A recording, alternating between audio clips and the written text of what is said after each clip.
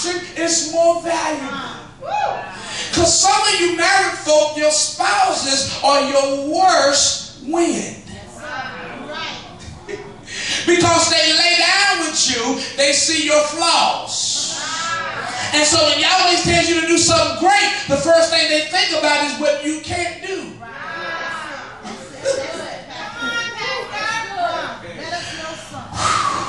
So then, he sends a wind.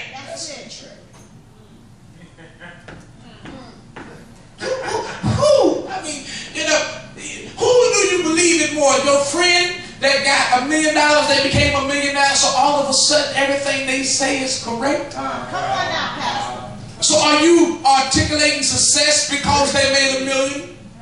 Do you really know the truth of how they really made it? Because you know some folk tell you one side of the story, don't tell you the other. So does their opinion become valuable because they got money in the bank? Whose opinion will you believe? What is success to you? Because your success mentality will determine who you will listen to. Yes. Because sometimes you can learn more from a failure than you can learn from somebody that succeeded. But you have to know the season of how and what to listen to. Because the one that's successful will give you a bunch of fluff because there's ego in it. But sometimes the humble person that fell off their high horse and quote unquote failed will give you the true ins and outs so you won't make the mistake. But you have to know in the season what to listen to. So if his voice is matching the one that failed, then you better listen to him. Watch this. I'm talking some good talk. Staying doing good, staying calm too. Watch this. So the wind was coming. He sends a contrary wind. He sends something to them that is against what he originally told them. Y'all got to get this. He said, go to the other side, but he sends them a wind. You are going to live, you are going to make it, but he sends them a wind. I better get this. Because when you decide to live in faith and walk on the great walk of life, he will send stuff that is contrary to see if you will stand. That's right. Let me correct some of y'all theology right now. When you wasn't saved, you had less trouble. See, some of y'all came to get saved because you were trying to run away from trouble. You running into trouble. I'm telling you now. You are running into trouble. You're not getting out of trouble, you're actually getting into more. I'm trying to help y'all. I know that the pastor told you come and everything's going to be all right. No, it's a lie. Come and everything is getting ready to transition in your life. But here's the good thing. The trouble that you're going to get now is going to work for your good. It's going to be all good, but you're going to go through some stuff. Let me warn you now. Because there's a cross that's waiting on you after you throw your Kleenexes in the trash can. See, nobody tell y'all that. Oh, just come to Yahushua while you have time. They take come. They tell you, some of them got some good stories too. Have you sitting there like, man, I gotta go today. I gotta give my life right. But when you come and after you cry and you believe in your heart and confess with your mouth and you get excited when you get this overwhelming joy, it's wonderful. But there's a cross to follow.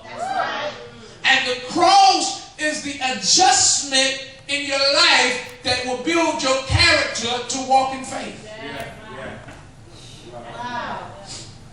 So he takes you through trouble to build your faith. So all y'all praying for increase my faith, you just asked him to increase your trouble.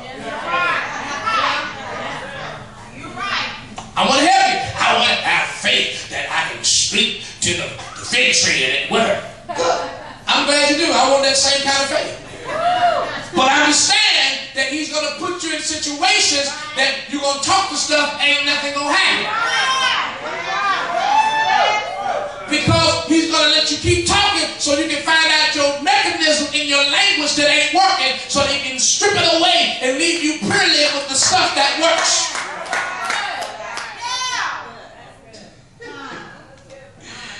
So he has to take you through, and how many know that's trouble? When you keep praying for something and nothing happens. That's a painful place to be. Especially when you be telling everybody to just believe, you walk in faith, and you be straightening around, Yahweh will do it all. And they say, oh, I need you to pray, and you pray, no, nothing happen. And you say, can we pray again? Then you call for folk in the ministry, can y'all go on a 72-hour fast for me? I got to pray for somebody. And it still doesn't work. And what he's doing to you is building you to be able to do what you ask for. But what happens is that when it doesn't happen, we get discouraged. And rather saying, what am I saying wrong? We say, what is wrong with me? And we start regressing rather than progressing. Y'all got to hear me.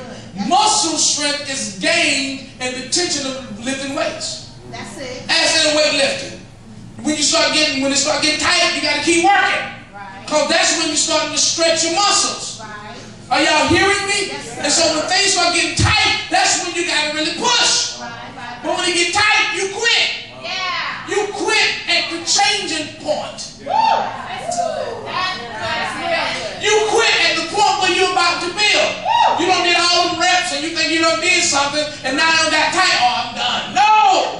Keep going because all that you did before was preparation for the change that's about to happen in your body. So now you got to go through this point and stretch yourself in order for your muscles to expand.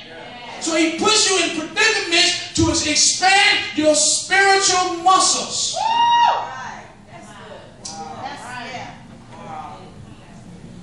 So when you say, I want more faith, you just ask for more trouble. So when trouble comes, don't get chronic. Say, okay, all right, here it goes. Here's my opportunity to increase my faith. That's the way you got to approach it. Here it is. Watch this. Praise for them. They get a contrary wind. They get an opportunity, listen y'all, to increase their faith and have an experience they never had before. Right. But watch how Matthew gives us the history of what happens. He said that in the fourth watch of the night, Yahushua went unto them walking on the sea. Now y'all gotta get this. It's a transition.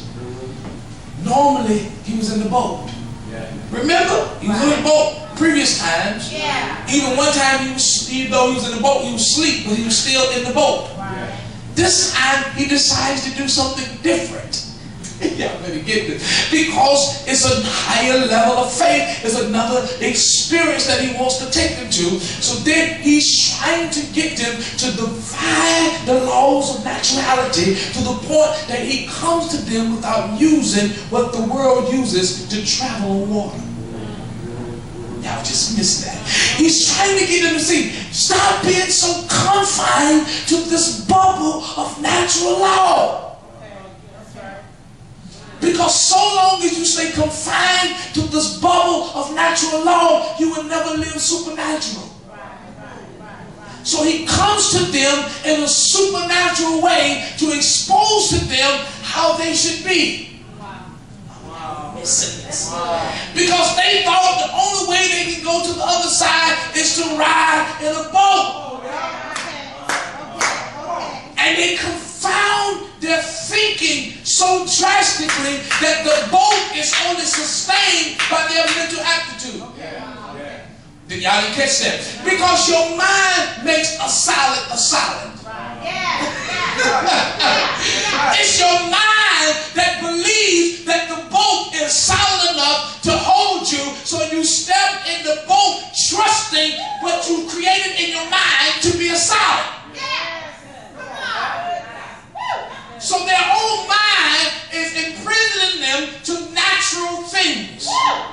Wow. So he does something to try to break them free of natural laws to walk in the realm of the spirit.